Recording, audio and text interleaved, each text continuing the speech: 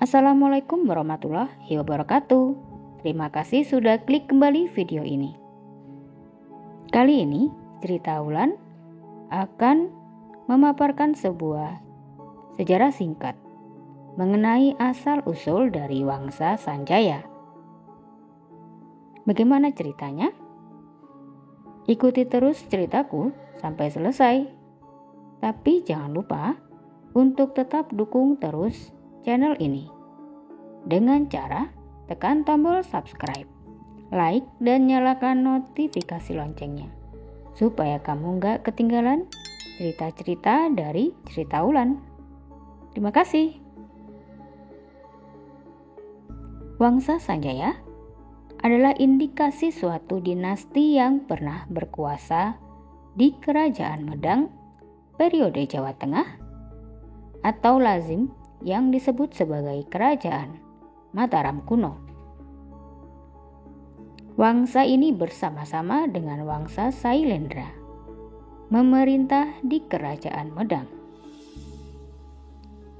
Asal-usul Wangsa Sanjaya.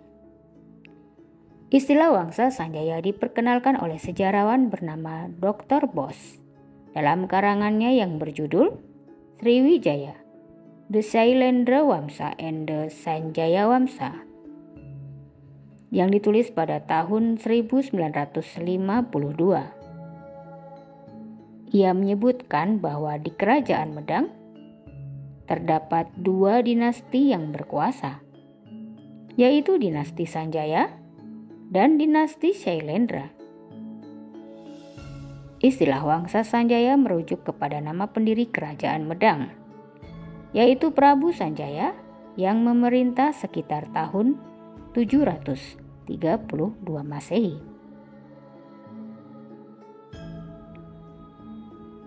Berdasarkan prasasti Canggal yang berangka tahun 732 Masehi, diketahui Sanjaya adalah penerus Raja Jawa yang bernama Sana, menganut agama Hindu aliran Siwa, dan berkiblat ke Kunjara-Kunja di daerah India, dan mendirikan Sivalingga baru yang menunjukkan membangun pusat pemerintahan baru. Menurut penafsiran atas naskah Carita Parahyangan yang disusun dari zaman kemudian, Sanjaya digambarkan sebagai pangeran dari Galuh yang akhirnya berkuasa di Mataram. Ibu dari Sanjaya adalah Sanaha, cucu Ratu Sima dari Kerajaan Kalingga di Jepara. Sedangkan ayah dari Sanjaya bernama Sena, Sana, atau Bratasenawa, Raja Galuh ketiga. Sena adalah putra Mandi Minyak, Raja Galuh kedua, yang berkuasa pada tahun 702 hingga 709 Masehi. Di kemudian hari, Sanjaya merupakan penerus kerajaan Galuh yang sah, menyerang Galuh dengan bantuan Tarus Bawa, Raja Sunda. Penyerangan ini bertujuan untuk melengsarkan Purbasora sekaligus membalaskan dendam ayahnya. Saat Tarus Bawa meninggal pada tahun 723, kekuasaan Sunda dan Galuh berada di tangan Sanjaya. Di tangan Sanjaya, Sunda dan Galuh bersatu kembali. Pada tahun 732 Masehi, Sanjaya menyerahkan kekuasaan Sunda Galuh kepada putranya, Rakyan Panaraban. Di Kalingga, Sanjaya memegang kekuasaan selama 22 tahun, yaitu tahun 732 hingga 754 Masehi, yang kemudian diganti oleh putranya dari Dewi Sudiwara, yaitu Rakai Panangkaran. Secara garis besar, kisah dari Carita Parahyangan ini sesuai dengan prasasti Canggal. Rakai Panangkaran dikalahkan oleh dinasti pendatang dari Jawa atau India atau Sumatera yang bernama Wangsa Sailendra. Berdasarkan penafsiran atas prasasti Kalasan yang berangkat tahun 778 Masehi, pada tahun 778 Masehi, Raja Sailendra yang beragama Buddha aliran Mahayana memerintah Rakai Panangkaran untuk mendirikan Candi Kalasan. Sejak saat itu, kerajaan Medang dikuasai oleh Wangsa Sailendra. Sampai akhirnya seorang putri mahkota Sailendra yang bernama Pramodawardhani menikahi Rakai Pikatan, seorang keturunan dari Wangsa Sanjaya, pada tahun 840-an. Rakai Pikatan kemudian mewarisi tahta mertuanya. Dengan demikian, Wangsa Sanjaya kembali berkuasa di Medang.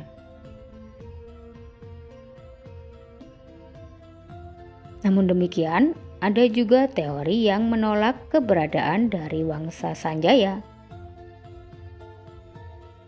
Purbacaraka menolak keberadaan Wangsa Sanjaya karena menurutnya Wangsa Sanjaya tidak pernah ada. Karena Sanjaya sendiri adalah anggota Wangsa Sailendra. Dinasti ini mula-mula beragama Hindu. Karena istilah Sailendra bermakna penguasa gunung, yaitu sebutan untuk Siwa. Selain itu, istilah Sanjaya Wangsa tidak pernah dijumpai dalam prasasti manapun. Sedangkan istilah Sailendra Wangsa ditemukan dalam beberapa prasasti, seperti misalnya prasasti Ligor, prasasti Kalasan, dan prasasti Abaya Giri Wihara. Carita Parahyangan memang ditulis ratusan tahun sesudah kematian Sanjaya. Meskipun demikian, kisah di atas seolah terbukti dengan ditemukannya prasasti Raja Sangkara yang mengisahkan tentang seorang pangeran bernama Sangkara yang pindah agama karena ayahnya meninggal dunia akibat menjalani ritual terlalu berat. Sayangnya prasasti ini telah hilang dan tidak jelas angka tahunnya, serta tidak menyebutkan nama ayah Sangkara tersebut.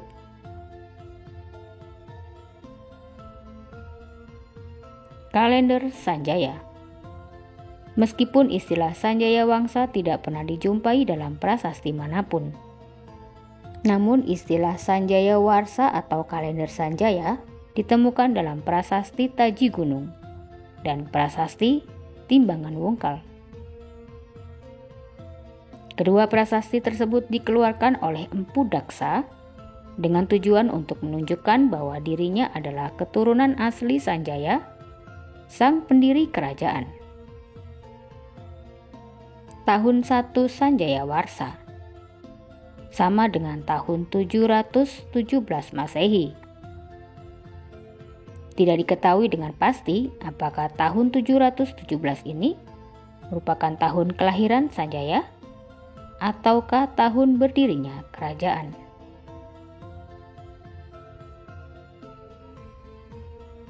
Daftar para raja Medang sebelum Dyah Balitung yang tertulis dalam prasasti Mantiasih, menurut teori Bos adalah daftar para raja Wangsa Sanjaya, sekaligus juga silsilah keluarga mulai dari Sanjaya sampai Balitung. para raja tersebut antara lain sebagai berikut. Sanjaya, Rakai Panangkaran, Rakai Panunggalan, Rakai Warak, Rakai Garung, Rakai Pikatan, Rakai Kayuwangi, dan yang terakhir Rakai Watu Humalang. Sejarawan Slamet Mulyana berpendapat lain. Menurutnya daftar tersebut bukanlah silsilah Wangsa Sanjaya, melainkan daftar para raja yang pernah berkuasa di Kerajaan Medang. Pendapat itu berdasarkan atas julukan Rakai Panangkaran dalam prasasti Kalasan, yaitu Shailendra Wangsa Tilaka atau Permata Wangsa Shailendra. Jadi menurutnya tak mungkin apabila Rakai Panangkaran merupakan putra Sanjaya. Analisis Slamet Mulyana terhadap beberapa prasasti, misalnya prasasti Kelura, prasasti Nalanda atau prasasti Kayumwungan, menyimpulkan bahwa Rakai Panangkaran, Rakai Pananggulan, Rakai Warak, dan Rakai Garung adalah anggota Wangsa Shailendra. Sementara sisanya adalah anggota Wangsa Sanjaya, kecuali Rakai Kayuwangi yang berdarah campuran. Raja sesudah Balitung. Raja sesudah Dyah Balitung adalah Empu Daksa yang memperkenalkan pemakaian kalender Sanjaya untuk menunjukkan bahwa dirinya adalah keturunan asli sang pendiri kerajaan. Selain itu, kemungkinan besar Daksa juga merupakan cucu Rakai Pikatan sebagaimana yang tertulis dalam prasasti Telahat. Empu Daksa kemudian digantikan oleh menantunya yang bernama Dyah Tulodong, yaitu putra dari seseorang yang dimakamkan di Turu Mangambil. Tidak diketahui dengan pasti apakah Tulodong ini merupakan keturunan Sanjaya ataukah bukan. Menurut sejarawan Bukhari, pemerintahan Tulodong berakhir akibat pemberontakan Dyah Wawa, putra dari Rakrian Lendayan. Dalam hal ini juga tidak dapat dipastikan apakah Wawa keturunan dari Sanjaya ataukah bukan. Raja selanjutnya kemudian bernama Empu Sindok yang diperkirakan sebagai cucu dari Empu Daksa. Jika benar demikian, maka Empu Sindok dapat disebut sebagai keturunan Sanjaya pula.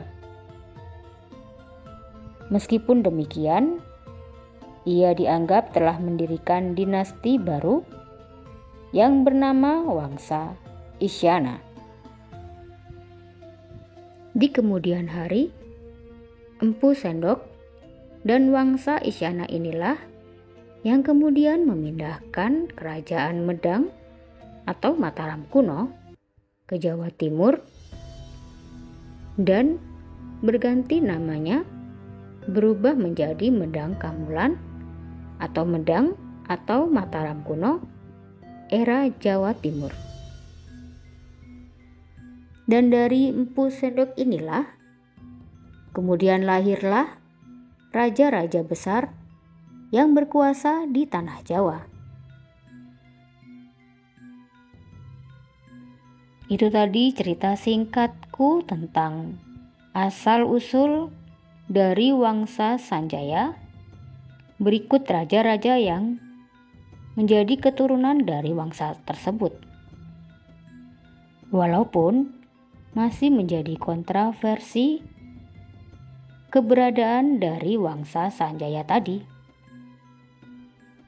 Semoga paparan singkatku hari ini bisa menambah wawasan dan bisa menjadi pengetahuan baru tentang sejarah kerajaan di Nusantara di masa lampau. Terima kasih sudah menyimak ceritaku dari awal hingga akhir. Di episode berikutnya, aku akan menceritakan tentang Wangsa Shailendra. Sampai jumpa di cerita Wulan selanjutnya.